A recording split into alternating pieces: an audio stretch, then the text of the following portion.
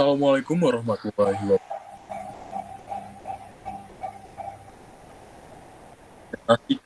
Hasil dari tugas besar pemrograman berorientasi objek. Pertama-tama, izinkan saya memperkenalkan anggota saya terlebih dahulu. Yang pertama ada Rehan Mulia Pratama, yang kedua ada M. Dimas Al-Muqaddas atau saya sendiri, yang ketiga ada Muhammad Rafi. Nah, baik. Di sini saya akan menjelaskan materi atau codingan yang pertama. Di sini kita bisa lihat dari line 1 sampai 4. Di sini kita menggunakan libraries yang ada pada Java. Libraries-nya itu apa? Libraries-nya itu ada simple date format untuk mengambil tanggal yang ada pada device kalian.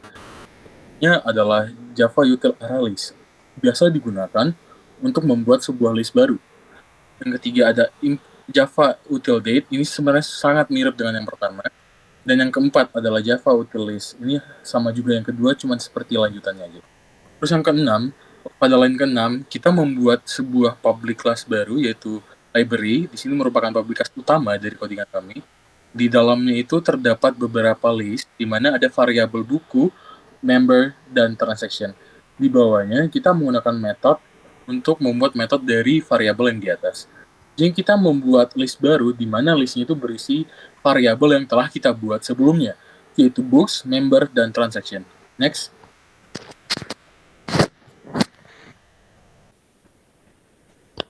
Kemudian, pada yang kedua ini, kami membuat sebuah fungsi atau beberapa fungsi. Fungsi yang pertama adalah untuk menambahkan buku. Fungsi yang kedua adalah untuk mengembalikan jabatan. Pada line 13, fungsinya untuk remove member. Dan pada line 17 adalah fungsi untuk meminjam buku. Nah, di sini kami membuat fungsi ketika seorang member atau seorang user memasukkan atau mencoba untuk meminjam buku, di mana di dalamnya terdapat variabel yang berisikan transaction, di mana transaction itu diisi lagi oleh variabel tanggal transaksi dan keterangan transaksi. Dan output yang bakal keluar adalah berupa variabel-variabel yang telah dipanggil tadi ditambah dengan sebuah kalimat berhasil meminjam buku. Kemudian pada line 23, yaitu fungsi untuk mengembalikan sebuah buku, di mana di dalamnya terdapat beberapa variabel, yaitu transaction dan tanggal dan waktu.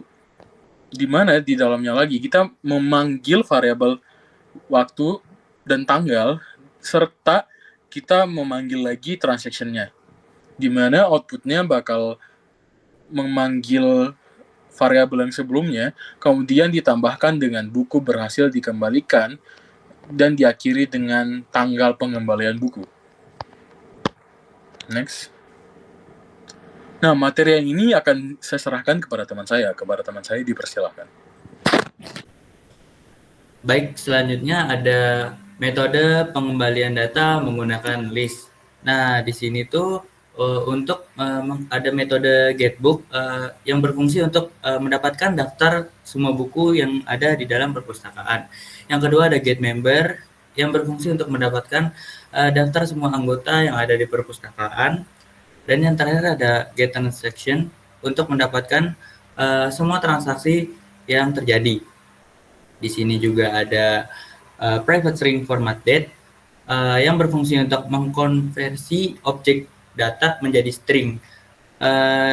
Di sini tuh kita menggunakan simple data format. Nah, di sininya tuh yang berisi hari, tanggal, bulan, tahun, dan jam.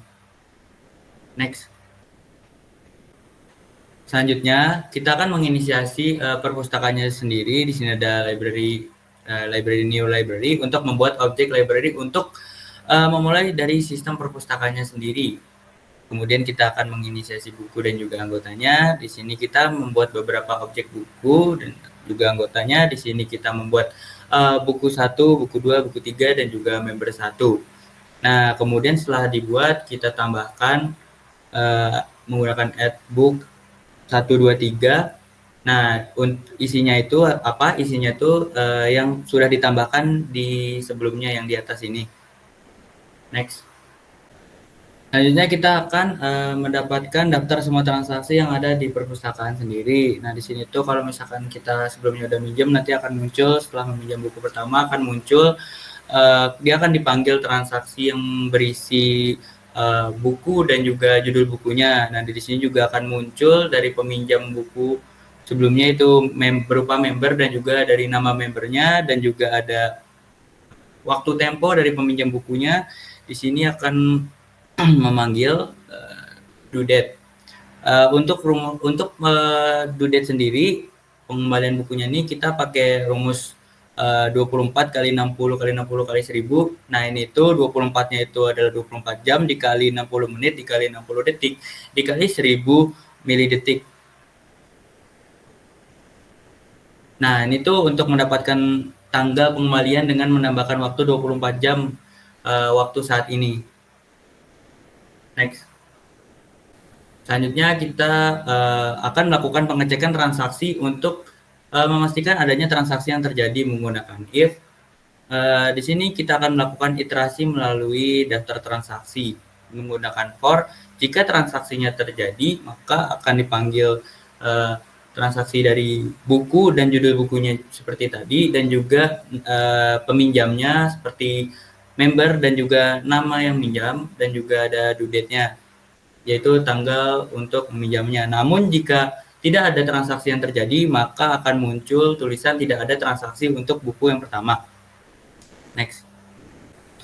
Selanjutnya ada operasi peminjaman yang kedua oleh anggota yang sama. Nah, di sini kalau ada tuh nanti bakal muncul setelah minjam buku kedua. Di sini akan menampilkan informasi terkait setelah operasi peminjaman buku kedua. Jika ada transaksi di peminjaman kedua, maka akan dipanggil lagi buku yang dipinjam berupa getbook ini, transaksi getbook, dan juga judul bukunya, dan juga siapa yang minjam berupa get member, dan juga nama member yang meminjam, dan juga ada due date juga, yaitu berupa tanggal peminjaman. Next. Untuk materi selanjutnya akan dilanjutkan oleh rekan saya. Lalu di sini ada operasi pengembalian buku kedua dan pemeriksaan transaksi.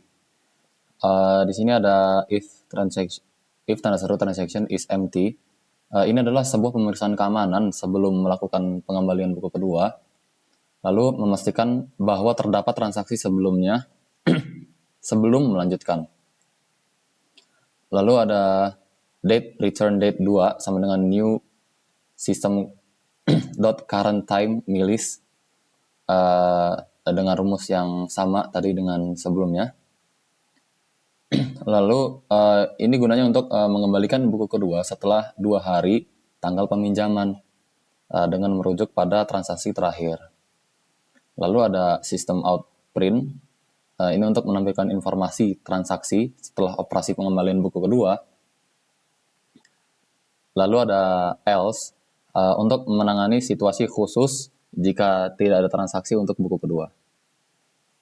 Next. Dan di sini ada atribut kelas, yaitu ada database buku.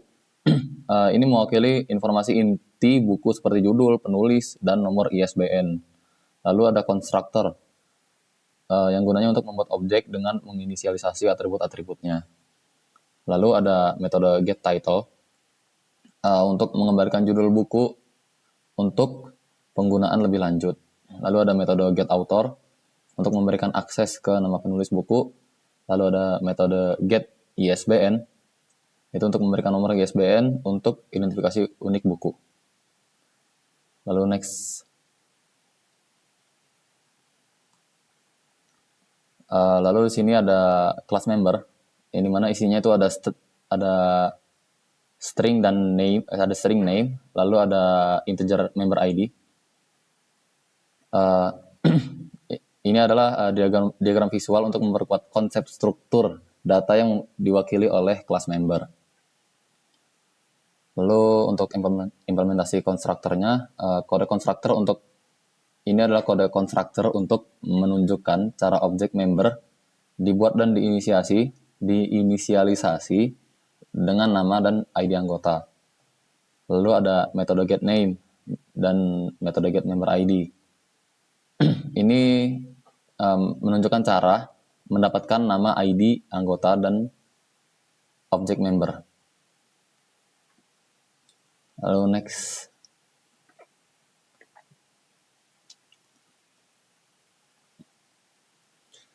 Nah, di sini ada class transaction. Struktur class transaction itu ada informasi peminjaman, di sini ada atribut kelasnya untuk merepresentasikan peminjaman dengan atribut buku, anggota, dan tanggal jatuh tempo.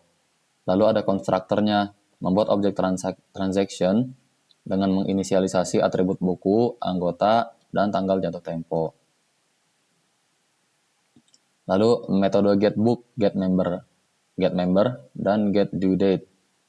Itu untuk mengembalikan informasi buku, anggota, dan tanggal jatuh tempo untuk penggunaan lebih lanjut. Lalu metode setDueDate itu gunanya untuk mengizinkan pengaturan ulang tanggal jatuh tempo, lalu memberikan fleksibilitas dan manajemen peminjaman. Next. Baiklah teman-teman, di sini seperti yang kalian lihat, saya akan menjelaskan tentang seperti yang teman-teman dan saya jelaskan tadi, bahwa output yang pertama adalah bakal keluar kalimat baris meminjam buku, di mana yang pertama kali muncul setelah itu adalah list yang pertama kali kebuat sama programnya, yaitu tentang transaksi. Yang pertama yang bakal muncul dalam transaksi itu, seperti yang aku jelaskan pada awal tadi, bakal ada variabel buku, variabel orang yang meminjam, kemudian ada variabel yang telah kita import tadi dari libraries, yaitu berupa tanggal, waktu. Kemudian ada juga pada yang berikutnya bakal ada keterangan kapan buku itu dikembalikan dan apakah berhasil atau tidak. Setelah orang itu meminjam buku yang pertama, maka proses yang kedua bakal segera dijalankan, yaitu meminjam buku yang kedua, seperti yang pertama juga.